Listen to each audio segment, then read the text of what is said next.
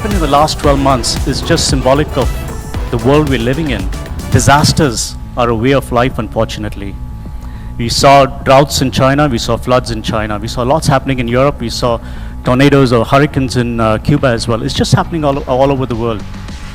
And the debate whether man is, or mankind or humankind is responsible for what's happening in the world from a climate perspective, that debate doesn't exist. It's a moot point. The verdict has been given. We are responsible for what's happening. When I talk about climate change, you guys know about climate change, right? Everyone knows how this corporate sector has been, how big of a role it plays in climate change.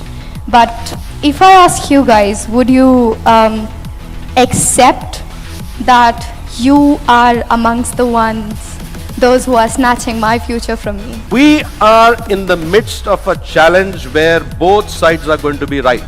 You build a port in Orissa, you will kill 500,000 Ridley turtles. But if you don't build that port, you will kill 500,000 human beings. Now one can argue that human beings are more important than Ridley turtles, but another argument is that Ridley turtles are nothing but the canary in the mines which indicate that humanity will also die. So we are constantly in this battle for two paradoxes that have to coexist at the same time.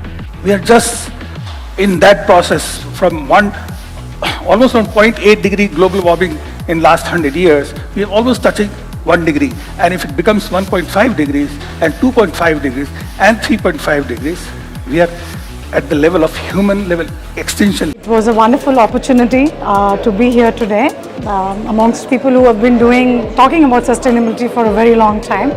And personally, what I felt, some of the most moving speeches were that we are on the 29th day right now, and the 30th day is tomorrow. We have only 24 hours to bring about whatever changes which we need to bring about. I think that really hit the nail, and all of us should consciously work towards that. Thank you. The awareness is what matters, but awareness on the minute detail, awareness on taking action to develop the sustainability target we are trying to achieve for the future generations. What are we leaving for our children? That's a question we need to ask. Are we leaving them an earth which is far better than what we inherited? I think that's the question we ask, and our actions as individuals should be driven by that single thinking. Are we leaving earth in a better shape than what we found it? Unless we take action, immediate action, we will be depriving of the good life that we have having. Whatever we are enjoying on earth, we will be depriving our children, their children and their grandchildren